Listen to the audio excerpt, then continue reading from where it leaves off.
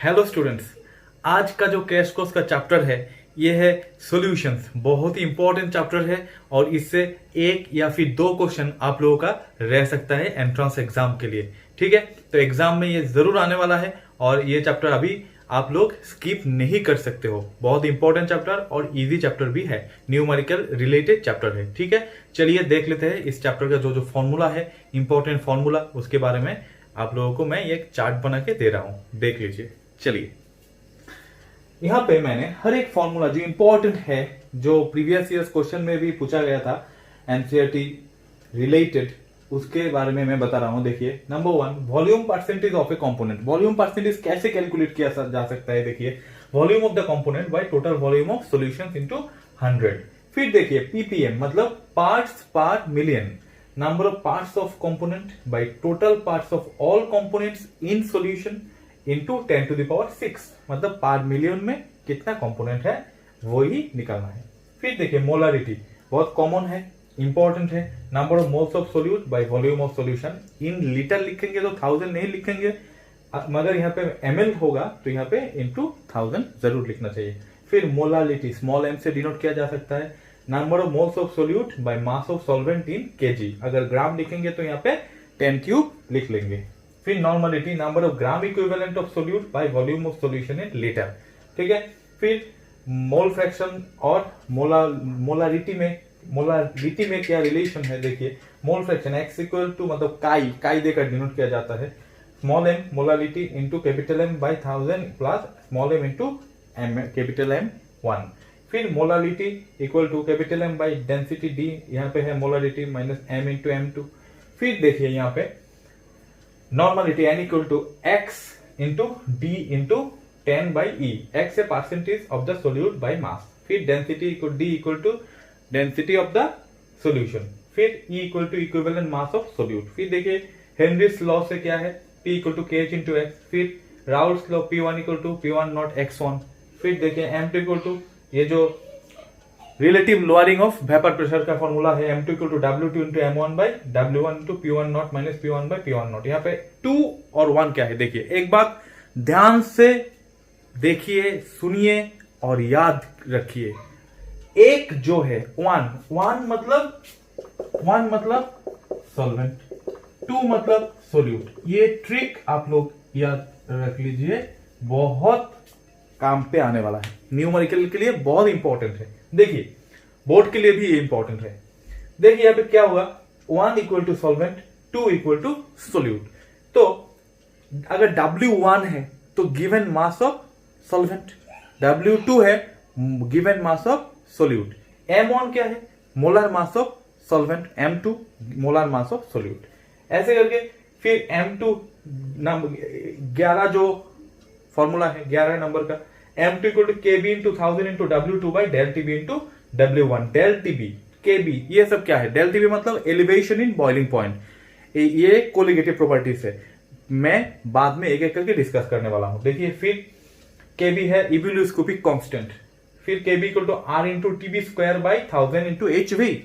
R क्या है? Universal gas constant, TB मतलब बॉइलिंग पॉइंट, HV क्या है? Latent heat of vaporisation. फिर देखिए यहाँ पे M2 equal to KF into 1000 into W2 by del TF into W1। KF क्या है? Cryoscopic constant. डेल TF क्या है? Depression in freezing point. फिर देखिए, KF equal to R into TF square by 1000 into HF। R क्या है? Universal gas constant. TF क्या है? TF है फ्रीजिंग पॉइंट। फिर HF latent heat of fusion. M2 equal to, next देखिए, osmotic pressure का ये जो फॉर्मूला है, W2 इंटू RT बाई पाई भी। पाई क्या है? Osmotic pressure. For degree of dissociation देखिए, वेंटो फैक्टर को स्मॉल i से डिनोट किया जा सकता है। और अल्फा क्या है? डिग्री ऑफ आयोनाइजेशन और डिग्री ऑफ डिसोसिएशन, मतलब कितना क्वांटिटी डिसोसिएट हो गया उतना, मतलब उसका ही क्वांटिटी अल्फा से डिनोट किया जा सकता है। तो alpha equal to I-1 by N-1। For degree of association, अगर डिसोसिएट होगा तो ये फॉर्मूला, और एसोसिएट होगा तो ये formula, alpha equal to I-1 by 1 by N-1। तो ये जो फॉर्मूला मैंने यहाँ पे लिख लिया आप लोगों के लिए, जरूर आप लोग पॉज कीजिए, ये लिख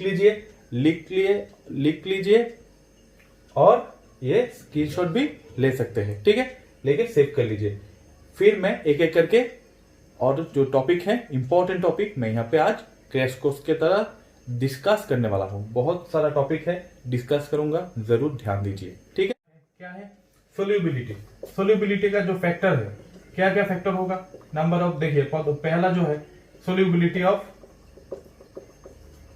solid in liquid. Solid in liquid में क्या क्या फैक्टर आएगा, यहाँ पे नंबर 1 जो फैक्टर आएगा वो है nature of solute and solvent. Nature of solute and solvent, ठीक है। नंबर 2 आएगा टेम्परेचर। नंबर 3 आएगा प्रेशर, ठीक है। देखिए nature of solute and solvent में क्या है, polar solute has a tendency to dissolve in polar solvent and non-polar solute has a tendency to dissolve in non-polar solvent। तो इसको कहेंगे like dissolve like, पोलर में डिजोल्व होगा, non polar में dissolve होगा। फिर टेम्परेचर का क्या इफेक्ट है, टेम्परेचर ज्यादा होने से, देखिए डिसोल्यूशन प्रोसेस क्या है, डिसोल्यूशन मतलब कोई भी सॉलिड सब्सटेंस अगर सॉल्वेंट में डिसोल्व किया जाए तो उस प्रोसेस को कहते हैं डिसोल्यूशन। अगर डिसोल्यूशन प्रोसेस में ये एक्सोथर्मिक होता है तो टेम्परेचर इंक्रीज करने से क्या होगा, उसका सोल्यूबिलिटी डिक्रीज होता जाएगा। अगर डिसोल्यूशन प्रोसेस एंडोथर्मिक होगा तो टेम्परेचर इंक्रीज करने से उसका सोल्यूबिलिटी भी ज्यादा होता जाएगा, ठीक है। अगर ये जो प्रोसेस है, ये प्रोसेस अगर एक्सोथर्मिक है, एक्सोथर्मिक मतलब क्या है, हीट इवॉल्व हो रहा है। कैल्शियम हाइड्रोक्साइड फॉर्मेशन के समय कैल्शियम ऑक्साइड पानी में दिया जाए तो क्या होगा, देने के बाद कैल्शियम हाइड्रोक्साइड होगा और ये हीट इवॉल्व होता जाएगा। तो उसमें टेम्परेचर अगर ज्यादा करेंगे तो क्या होगा, सोल्यूबिलिटी डिक्रीज होगा। अगर ग्लूकोज पानी में लिया जाए तो क्या होगा, ठंडा हो जाता है। तो वो ठंडा होने के बाद क्या होगा, उसको टेम्परेचर अगर ज्यादा इंक्रीज करेंगे, मतलब इंक्रीज इन टेम्परेचर होगा उस सॉल्यूशन में, तब क्या होगा, सोल्यूबिलिटी इंक्रीज होता जाएगा, ठीक है। फिर देखिए प्रेशर, सॉलिड सब्सटेंस इनकम्प्रेसिबल है तो उसमें प्रेशर का कोई इफेक्ट है नहीं, ठीक है। नेक्स्ट देख लेते हैं solubility of gas in liquid. Solubility of gas in liquid, तो इसमें भी nature of solute and solvent है। तो different gases have different solubility in different solvents, ठीक है। एक एक गैस का एक एक होता है, एमोनिया का ज्यादा होता है, नाइट्रोजन का ज्यादा होता है। फिर टेम्परेचर देखिए, गैस अगर लिक्विड में डिसोल्व होगा तो ये प्रोसेस क्या होता है, याद रखना जरूर, ये प्रोसेस एक्सोथर्मिक होता है ऑलवेज। तो उसमें क्या होगा, अगर टेम्परेचर इंक्रीज किया जाएगा तो सोल्यूबिलिटी डिक्रीज होता जाएगा, ठीक है। चलिए नेक्स्ट प्रेशर। प्रेशर का बहुत ज्यादा इफेक्ट है, गैस तो प्रेशर एक्सर्ट करते हैं, आप लोगों को पता ही है। ज्यादा प्रेशर होगा तो ज्यादा सोल्यूबिलिटी होता है, ठीक है। तो कोका कोला है, कोका कोला का जो कंटेनर से ऐसे ओपन करके हमें क्या मिलेगा, करके एक साउंड होता है। क्यों, क्योंकि हाई प्रेशर में गैस लिक्विड के अंदर डिसोल्व होके रखा है, इसलिए खोलने के बाद ये साउंड आ जाता है। देखिए तो प्रेशर ज्यादा होगा तो सोल्यूबिलिटी ज्यादा होगा। उससे हेनरीज लॉ क्या बताया गया, प्रेशर ज्यादा होगा तो मास ज्यादा है तो प्रेशर भी ज्यादा है।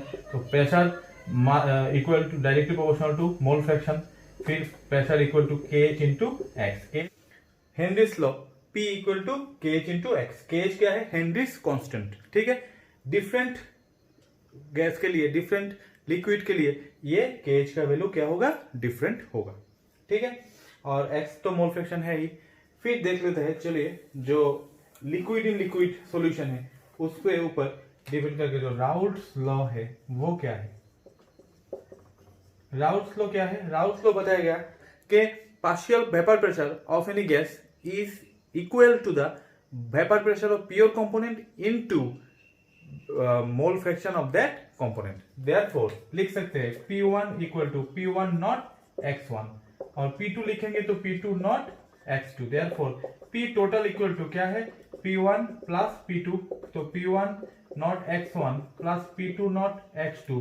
तो P1 यहाँ पे क्या लिख सकते हैं, देखिए टोटल मोल फ्रैक्शन क्या होता है, ऑलवेज 1 होता है, ये जरूर ध्यान रखिए, ठीक है। तो देखते हैं यहाँ पे, देखिए यहाँ पे लिख सकते हैं P1 not 1 minus x2 plus P2 nought x2। तो यहाँ पे P1 nought minus P1 nought x2 plus P2 nought x2 equal to P1 nought common लिया गया तो देखिए x2 अगर P1 नॉट कॉमन लिया गया plus P2 not minus P1 not into x2, ये है P टोटल का टर्म, ठीक है। ये है टोटल P टोटल प्रेशर, ऐसे आप लोग लिख सकते हो, ठीक है। चलिए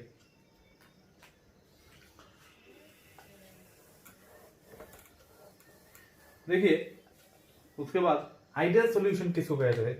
आइडियल सॉल्यूशन है the solution which obeys Raoult's law, the solution which obeys Raoult's law over the entire range of concentration। तो देखिए यहाँ पे क्या होता है, Raoult's law का जो बेसिक कंडीशन है आइडियल सॉल्यूशन का, एक्चुअली आइडियल सॉल्यूशन का बेसिक कंडीशन क्या है? बेसिक कंडीशन है del V mix equal to 0 होना चाहिए, डेल H मिक्स भी क्या होना चाहिए? 0 होना चाहिए। मतलब दोनों को अगर मिक्सिंग किया गया तो हीट इवॉल्व भी नहीं हो सकता है और हीट एब्जॉर्ब भी नहीं हो सकता है। ये बेसिक कंडीशन है आइडियल सॉल्यूशन के लिए, बहुत इंपॉर्टेंट है। आप क्वेश्चन पे आया था एंट्रेंस एग्जाम में, प्रीवियस ईयर नीट में भी आया था ये, ठीक है, चेक कीजिए।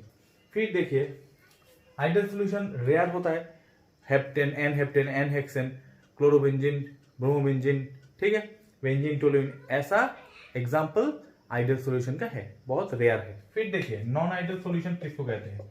Non ideal solution, non ideal solution मतलब the solution which does not obey Raoult's law over the entire range of concentration, ठीक है। तो यहां पे क्या होता है देखिए, नॉन आइडियल के समय एक होता है पॉजिटिव डेविएशन और एक होता है नेगेटिव डेविएशन। तो एक्चुअली ये होता क्या है, देखिए पॉजिटिव डेविएशन होता क्या है, देखिए ए बी इसका जो इंटरेक्शन ए और बी से अगर वीक है, ए और बी क्या है, ए क्या है, ए सोल्यूट बी सॉल्वेंट, ठीक है। तो ए और बी का जो फोर्स ऑफ अट्रैक्शन अगर ये ए और बी से कम है तो ए और बी कोई भी एक का क्या होगा, सॉल्यूशन से बाहर जाने का टेंडेंसी ज्यादा होगा। तो सॉल्यूशन से बाहर जाने का टेंडेंसी ज्यादा होगा तो उसका सॉल्यूशन से बाहर कैसे जाएगा, वेपर के थ्रू ही जाएगा ना, तो वेपर प्रेशर भी इंक्रीज होगा। तो वेपर प्रेशर इंक्रीज होना मतलब उसका पॉजिटिव डेविएशन शो करेगा, ठीक है। फिर देख लेते हैं इसका एक एग्जांपल अगर लिया जाए तो इथाइल अल्कोहल वर्सेस एसीटोन। तो यहाँ पे क्या होता है देखिए, इथाइल अल्कोहल एक दूसरे के साथ हाइड्रोजन बॉन्ड फॉर्म कर लेते हैं। अगर एसीटोन ऐड किया गया तो क्या होगा, वो हाइड्रोजन बॉन्ड को ब्रेक कर देगा और हर एक इथाइल अल्कोहल मॉलिक्यूल क्या होगा, इंडिपेंडेंटली वेपर फेज में कन्वर्ट होता रहेगा और उसका वेपर प्रेशर इंक्रीज करेगा। और नेगेटिव डेविएशन के समय क्या होगा, उल्टा होगा। यहाँ पे एक्चुअली क्या है, P1 greater than P1 naught X1 और P2 greater than P2 nought X2 होता है। और यहाँ पे देखिए नेगेटिव डेविएशन के समय ए बी इंटरेक्शन ज्यादा होगा ए और बी से, सोल्यूट सोल्यूट इंटरेक्शन और सॉल्वेंट सॉल्वेंट इंटरेक्शन से सोल्यूट सॉल्वेंट इंटरेक्शन ज्यादा स्ट्रॉन्गर होता है। ये होगा वीकर और ये होगा स्ट्रॉन्गर। तो इंटरेक्शन स्ट्रॉन्गर होने से क्या होगा, इंटरेक्शन स्ट्रॉन्गर होगा तो इसका वेपर प्रेशर डिक्रीज हो जाएगा, डिक्रीज होने से नेगेटिव डेविएशन शो करेगा। सपोज एक एग्जांपल ले लेते हैं, क्लोरोफॉर्म वर्सेस एसीटोन। तो क्लोरोफॉर्म तो सॉल्यूशन में है, फिर एसीटोन ऐड किया गया तो क्या होगा, एसीटोन के साथ क्लोरोफॉर्म एक हाइड्रोजन बॉन्ड फॉर्म कर लेगा। तो नॉर्मली तो ये हाइड्रोजन बॉन्ड फॉर्म नहीं करते हैं क्लोरोफॉर्म, तो एसीटोन ऐड करने के बाद ये हाइड्रोजन बॉन्ड फॉर्म कर लेगा तो इसका क्या होगा, पहले भी जो वेपर प्रेशर था वो भी कम हो जाएगा क्योंकि ये बॉन्ड फॉर्मेशन करके सॉल्यूशन में आ जाएगा, ठीक है। मतलब सॉल्यूशन में उसका बॉन्ड स्ट्रॉन्ग हो जाएगा, फिर उसका वेपर फेज में कन्वर्ट होने का चांस कम हो जाएगा, ठीक है। चलिए ये रहा पॉजिटिव और नेगेटिव डेविएशन। तो इसका ग्राफ कैसे लिख सकते हो, देखिए ग्राफिकल रिप्रेजेंटेशन नॉर्मल जो है वेपर प्रेशर और मोल फ्रैक्शन का ये, तो x1 equal to 0, x2 equal to 1 लिख लीजिए, ये 0, x1 इक्वल टू 0, x2 1। तो अगर ये ग्राफ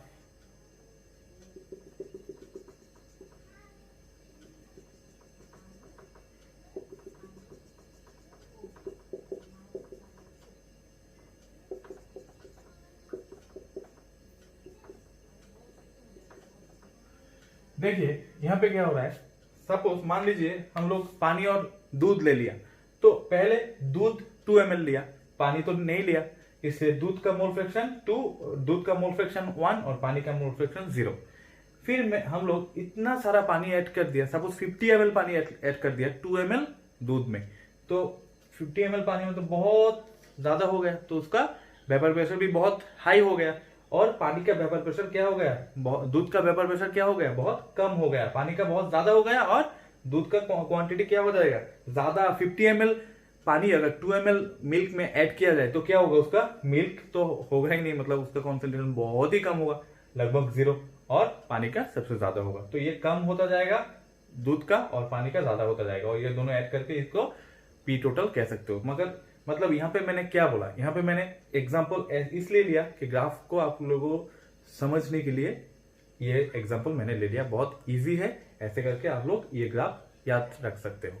तो देखिए यहाँ पे क्या होता है, पॉजिटिव डेविएशन के समय आप लोग सिर्फ ऐसे करके ड्रॉ कर दीजिए, बस। पॉजिटिव डेविएशन मतलब प्लस हो रहा है, बराबर से इंक्रीज हो रहा है। और अगर नेगेटिव डेविएशन होगा तो क्या होगा, इसको ही आप लोग ये जो ऊपर में लिख लिया, ये ऊपर वाला सिर्फ नीचे लिख दीजिए, ये हो जाएगा नेगेटिव डेविएशन का ग्राफिकल रिप्रेजेंटेशन। ठीक है, चलिए नेक्स्ट टॉपिक है एजियोट्रॉप्स।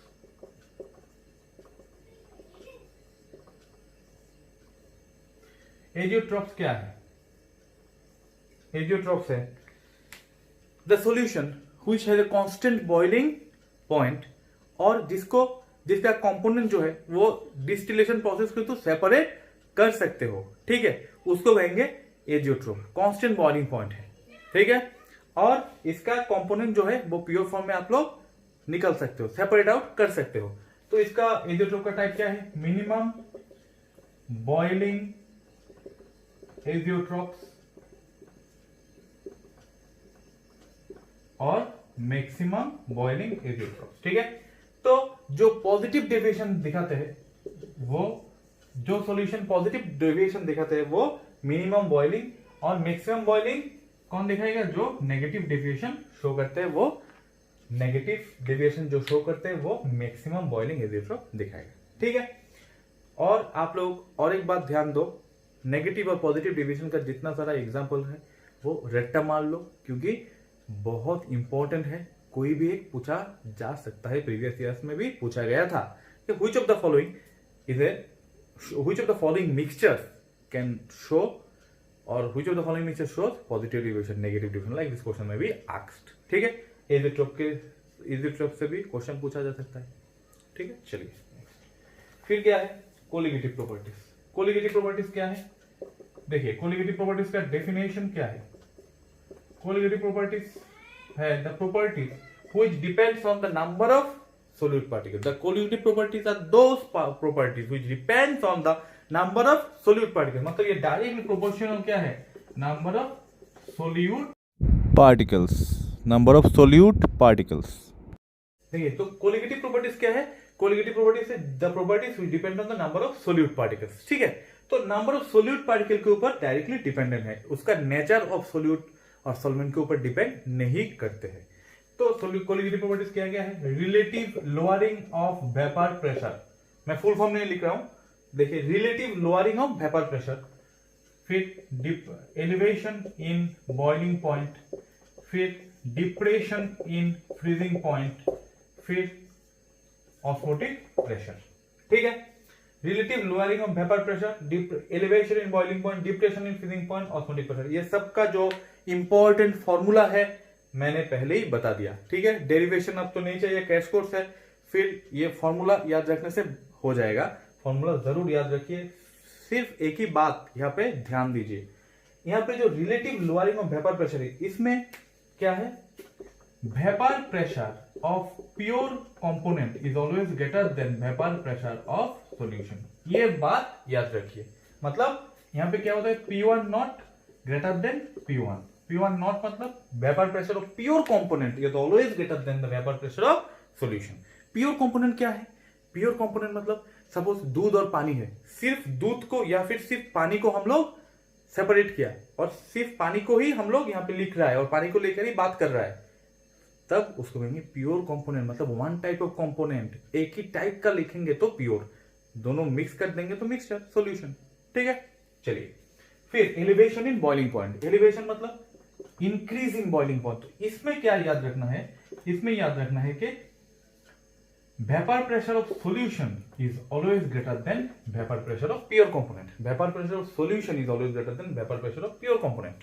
ठीक है, इसमें डेल टीबी देकर इसको डिनोट किया जाता है। डेल टीबी मतलब डेल्टा बी क्या है? Elevation in boiling point, which is directly proportional to molality. Therefore delta B लिख सकते हो, delta B equal to K B into M. K B क्या है? के बी एक कांस्टेंट है, इब्यूलोस्कोपिक कांस्टेंट या फिर मोलाल एलिवेशन कांस्टेंट। फिर देखिए डिप्रेशन इन फ्रीजिंग पॉइंट, यहाँ पे क्या है? फ्रीजिंग पॉइंट कम हो जाता है, तो इसमें क्या होगा? इसमें प्योर कंपोनेंट का फ्रीजिंग पॉइंट सॉल्यूशन का फ्रीजिंग पॉइंट से ज्यादा है। सिर्फ देखिए एक दूसरे का ऑपोजिट है, ऐसे करके याद रख सकते हो। फ्रीजिंग पॉइंट प्योर कंपोनेंट का ज्यादा होगा और सॉल्यूशन का फ्रीजिंग पॉइंट कम होता है, तो इसमें डेल टीएफ से रिप्रेजेंट किया जा सकता है। Depression in freezing point del TF equal to, del TF भी डायरेक्टली मोलालिटी के साथ प्रोपोर्शनल है, तो डेल टीएफ इक्वल टू क्या लिख सकते हो? के एफ इंटू एम। के एफ क्या है? क्रायोस्कोपिक कांस्टेंट या फिर फ्रीजिंग पॉइंट डिप्रेशन कांस्टेंट। ऐसे करके आप लोग इसका फॉर्मूला मैंने पहले भी दे दिया हूं, मोलालिटी का फॉर्मूला लिख लीजिए 1000 into W2 by M2 into W1, ऐसे करके M2 का वैल्यू निकल सकते हो। फिर देखिए ऑस्मोटिक प्रेशर क्या है? ऑस्मोसिस तो आपको पता ही है, सॉल्वेंट का पासिंग टुवर्ड सॉल्यूशन, मतलब higher concentration to lower concentration में सॉल्वेंट का जो पासिंग होगा through a semi permeable membrane, उसको कहेंगे ऑस्मोसिस। ठीक है, towards the movement, that means the movement of solvent particles from higher region, higher concentrated part to lower concentrated part through a semi permeable membrane, उसको कहेंगे osmotic osmosis. अब उस osmosis को रोकने के लिए जितना प्रेशर दे सकते हैं, जितना प्रेशर अप्लाई किया जाता है, उसको ही कहेंगे ऑस्मोटिक प्रेशर। ठीक है, अब रिवर्स ऑस्मोसिस क्या है? रिवर्स ऑस्मोसिस मतलब आरओ, आप लोग देख सकते हो फिल्टर में लिखा रहता है, जो कैंट ओरियो उसमें लिखा रहता है कि आरओ, आरओ मतलब रिवर्स ऑस्मोसिस। इसमें क्या होता है? हायर एक्सटर्नल प्रेशर देकर ऑस्मोसिस का डायरेक्शन चेंज किया जा सकता है। कैसे? तब सॉल्यूशन से प्योर कंपोनेंट के तरफ हो जाएगा, मतलब लोअर कॉन्सेंट्रेशन से हायर कॉन्सेंट्रेशन की तरफ सॉल्वेंट का मतलब सॉल्यूशन का क्या होगा? मूवमेंट होगा। उस मूवमेंट को क्या कहेंगे? Reverse osmosis. ठीक है, चलिए नेक्स्ट देखिए, ऑस्मोटिक प्रेशर को पाई से डिनोट किया जा सकता है। पाई, उसको इसको वेंट ऑफ लॉ भी कह सकते हैं। Pi directly proportional to C, pi directly proportional to T, मतलब कॉन्सेंट्रेशन और टेम्परेचर के साथ डायरेक्टली प्रोपोर्शनल है। Therefore pi directly proportional to C into T. Pi equal to क्या है? C R T. सी मतलब क्या है? कॉन्सेंट्रेशन। कॉन्सेंट्रेशन मतलब क्या है? Pi equal to N2 by V into R T. N2 by V मतलब number of mole per volume, N2 मतलब number of mole of solute. ठीक है, 2 मतलब सोल्यूट, 1 मतलब solvent, same to same. Therefore pi V equal to N2 RT, pi V equal to W2 by M2 into RT। Therefore M2 equal to W2 RT by pi V। ये जो formula, ये formula भी आप लोग जरूर लिख लीजिए, ये सब लिख लीजिए, बहुत इंपॉर्टेंट है। फिर नेक्स्ट टॉपिक जो है वो मैं बता रहा हूं। देखिए यहां पे क्या है, अगर दो सॉल्यूशन है और वो दो सॉल्यूशन का ऑस्मोटिक प्रेशर सेम है, तो इसको कहेंगे आइसोटोनिक सॉल्यूशन। Isotonic solution. अगर एक का ऑस्मोटिक प्रेशर दूसरे से ज्यादा है, तो उसको कहेंगे हाइपरटोनिक सॉल्यूशन। हाइपरटोनिक। अगर एक का ऑस्मोटिक प्रेशर उससे कम है, तो हाइपोटोनिक सॉल्यूशन। ठीक है, इसका बहुत सारा टर्म्स का क्वेश्चन आता है, बायोलॉजी रिलेटेड है, जरूर देख लीजिए। ठीक है, चलिए लास्ट जो टॉपिक है वो देख लेते हैं।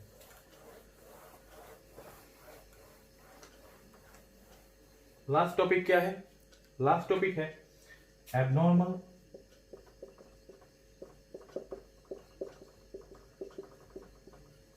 Molar mass. Abnormal molar mass क्यों होता है? देखिए यहाँ पे दो तरीके से एबनॉर्मल मोलार मास डिस्कस कर सकते हैं। एक होता है एसोसिएशन, एक होता है डिसोसिएशन।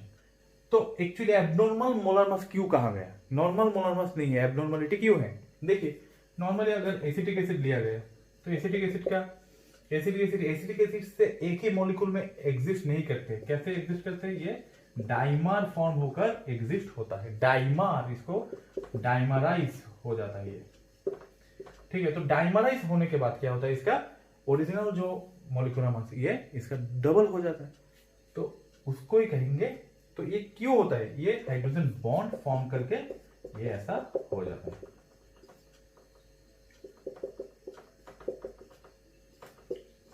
ऐसे करके मॉलिक्यूलर एसोसिएशन हो जाता है through the forming of hydrogen bond, इसलिए इसका मोलिकुलर मास डबल हो जाता है, इसलिए इसको कहते हैं एबनॉर्मल मोलर मास। तो इसको कैसे रिप्रेजेंट किया जा सकता है? वेंट ऑफ फैक्टर के थ्रू रिप्रेजेंट कर सकते हैं। वेंट ऑफ फैक्टर क्या है? आई से डिनोट किया जाता है। Van't Hoff factor equal to normal molar mass by abnormal molar mass. Observed colligative property, ये भी observed colligative property by calculated colligative property. Observed colligative property by calculated colligative property. ठीक है, तो ऐसे करके ये इसका जितना सारा एसोसिएशन और डिसोसिएशन का जितना फॉर्मूला है मैंने लिख दिया, पहले ही दे दिया आप लोगों को। वो फॉर्मूला जरूर याद रखिए और इसको अप्लाई करके बहुत सारा न्यूमेरिकल इसके ऊपर या फिर पहले जितना सारा फॉर्मूला मैंने दे दिया वो अप्लाई करके बहुत सारे न्यूमेरिकल आप लोग प्रैक्टिस कीजिए घर में। प्रीवियस ईयर्स क्वेश्चंस प्रैक्टिस कीजिए, इसके रिलेटेड जितना सारा क्वेश्चन है ज़रूर प्रैक्टिस कर लीजिए। और जितना न्यूमेरिकल टाफ वाला है वो भी प्रैक्टिस कर लीजिए। उतना टाफ तो होता नहीं है एक्चुअली, इसमें बहुत इजी न्यूमेरिकल पूछा जा सकता है और पूछा गया भी पहले जो ईयर में नीट क्वेश्चन में, तो ज़रूर देख लीजिए। ठीक है, thank you, thanks for watching this video.